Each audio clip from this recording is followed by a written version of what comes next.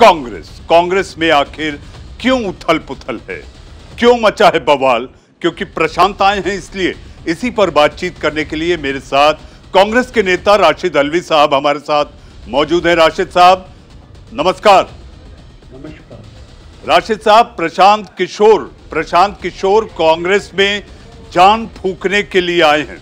ऐसे में प्रशांत किशोर के आने के बाद जिस तरह से अलग अलग खेमों से आवाज आ रही है, एक अशांति सी बनी हुई है, आपको क्या लगता है कांग्रेस का आखिर रणनीतिक तौर पर जिसके लिए प्रशांत किशोर जाने जाते हैं और जिन्हें आप लोग इसलिए ला रहे हैं कि पार्टी को वो एक जान दे सके और बीजेपी को टक्कर? देखिए, मुझसे कहा गया था कि भारत की राजनीति पे बातचीत हो। मैं कांग्रेस पार्टी के अंदरूनी मामला पे कभी बातचीत मीडिया से नहीं करता, लेकिन अब मैं आपके साथ बैठा हूं तो जरूर कुछ ना कुछ आपकी बातों का जवाब दूंगा। जर्रे नवाजी आपकी। उनके आने से ना पार्टी के अंदर कोई हंगामा है ना शोर। वो एक लंबे अरसे तक भारतीय जनता पार्टी के पास रहे। भारतीय जनता पार्टी का पहला चुनाव उन्होंने लड़वाया। नरेंद्र मोदी जी को कहा जाता है पहली बार उन्होंने प्रधानमंत्री बनवाया। तो आज अगर वो कांग्रेस में कांग्रेस की मदद करने वाले हैं तो इसमें परेशानी की क्या बात? कांग्रेस में जिस तरीके का आप कह रहे हैं कि शोर हंगामा है उनके आने से, पीके के आने से, ऐसा बिल्कुल नहीं है। कांग्रेस पार्टी के अंदर अंदरूनी डेमोक्रेसी है। हर नेता को हक हासिल है कि किसी भी वाक़े से, किसी के आने से, किसी के जाने से क्या फायदा होगा, क्या नुकसान होगा। और कांग्रेस पार्टी की लीडरशिप उसका फैसला करती है और सब उसको मान लेते हैं। तो ये इतना बड़ा मुद्दा हरगिज नहीं है कि इस पे टीवी पे बैठ के कोई चर्चा की जाए।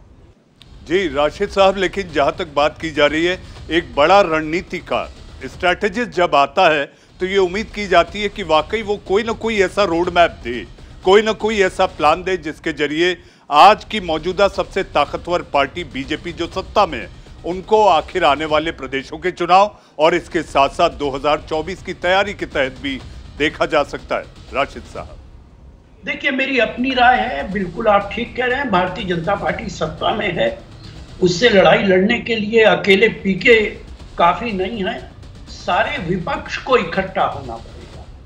और शायद आप मेरी बात से इत्तेफाक ना करें, भारतीय जनता पार्टी की ये सरकार संविधान को ताक में रख चुकी है। लोकतंत्र से इनका कोई वास्ता नहीं है। ईवीएम एक बड़ा खेल है, चाहे आप माने कि ना माने। मैं बहुत सारी मिसालें आपको दे सकता हूं। उत्तर प्रदेश के इसी चुनाव में जिन गांवों को मैं जानता हूं कि वहां बीजेपी का एक वोट नहीं पड़ा है, वहां पे सारे वोट बीजेपी के निकल रहे। ये बड़ा खेल भारतीय जनता पार्टी कर रही है, उनका ईमानदारी से कोई वास्ता नहीं है। हमें लड़ना पड़ेगा। और मैं आपसे, आप एंकर हैं, मैं आपसे पूछता हूं, अगर दो आदमी कुश्ती लड़ते हैं, दो आदमी क्रिकेट खेलते हैं, दो आदमी हॉकी खेलते हैं, जो अंपायर होता है वो दोनों की मर्जी से बनता है। ऐसा नहीं होता कि अगर भारत क्रिकेट खेल रहा है इंग्लैंड के साथ, साउथ अफ्रीका के साथ, तो हम जो चाहेंगे वो अंपायर बना देंगे। साउथ अफ्रीका भी कंसेंट देगा, इंग्लैंड भी देगा। तो देश का सारा विपक्ष अगर कह रहा है कि ईवीएम को हटा दीजिए, बैलेट पेपर से चुनाव कराइए, भारतीय जनता पार्टी क्यों नहीं मानती? भारत सरकार क्यों नहीं मानती? अगर हम मान लीजिए, मैं माने लेता हूं कि ईवीएम में कोई गड़बड़ नहीं, लेकिन विपक्ष कह रहा है कि ईवीएम को हटा दीजिए। भारतीय जनता पार्टी का एमपी सुब्रमण्यम स्वामी कह रहा कि यह बेईमानी की जड़ है। क्यों नहीं भारत सरकार मानती? इसका मतलब है कहीं ना कहीं कुछ गड़बड़ जरूर है। तो सारे विपक्ष को आना पड़ेगा। पीके इसमें अगर मदद करते हैं, बहुत अच्छी बात है। राशिद साहब, तो आपको लगता है कि पीके ही ये जिम्मा उठाएं कि सारे विपक्ष का ये एक कुनबा बन जाए जो कि बीजेपी को टक्कर दे?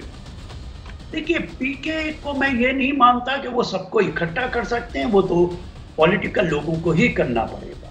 पीके का एक स्ट्रेटेजिस्ट हो सकते हैं, उनका कोई पॉलिटिशियन नहीं है।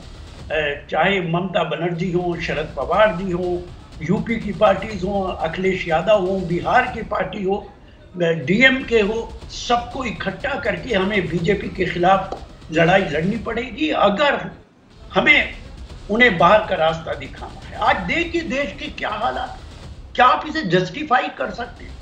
भारत की तस्वीर बदल गई। ऐसा लगता है कि कब किस वक्त सिविल वार शुरू हो जाएगी।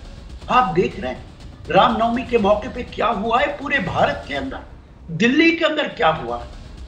अगर किसी प्रोसेशन के अंदर पुलिस चारों तरफ से जाए, उसे सुरक्षा दे, अगर मस्जिदों का मामला आ जाता है, मस्जिदों पे पुलिस लगा दी जाए, कैसे झगड़ा होगा? क्यों नहीं पुलिस ये काम कर रही, क्यों नहीं प्रशासन कर रहा? तो शुबा पैदा हो जाता है कि प्रशासन भी ऐसा तो नहीं चाहता, क्योंकि प्रशासन सरकार के दबाव में काम करता है। और उसके बाद जब लोगों के चोट लग जाती है, पथराव हो जाता है, गोलियां लग जाती हैं, मस्जिद पे लोग चढ़ जाते हैं, तब पुलिस आती है। ये कैसा क्या हो क्या रहा है? क्या पुलिस इसी काम के लिए कि जब सब कुछ हो चुकेगा तब आएगी? पुलिस पहले क्यों नहीं आएगी? पुलिस पहले आए तो ये ऐसे हालात ही पैदा ना हो। पूरे देश के हालात खराब हैं और पिछले 8 साल से ऐसा हुआ। ये देश तो हिंदू मुस्लिम एकता के लिए जाना जाता था, एक दूसरे की मोहब्बत के लिए जाना जाता था। आज इतनी नफरत हो गई है, एक दूसरे को शक और शुबे की निगाह से देख रहे हैं।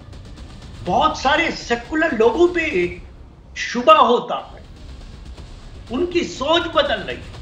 और इसके लिए मैं बड़े अदब और माफी के साथ कहूंगा, आप लोगों का बड़ा कंट्रीब्यूशन है, मीडिया का। पहले खबर आती थी कि 2 समुदाय में झगड़ा हुआ, हालात कंट्रोल हो गए।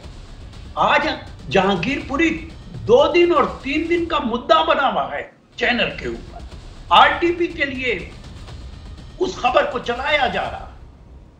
क्यों? आखिर ऐसा क्यों हो रहा है? क्या इन खबरों से देश का माहौल खराब नहीं होगा?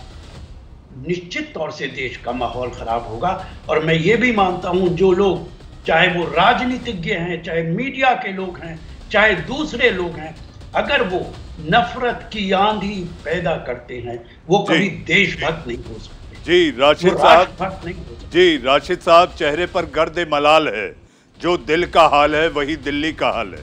राशिद साहब, आप जुड़े, आपका बहुत बहुत धन्यवाद। आपने वक्त निकाला और हमसे बात की।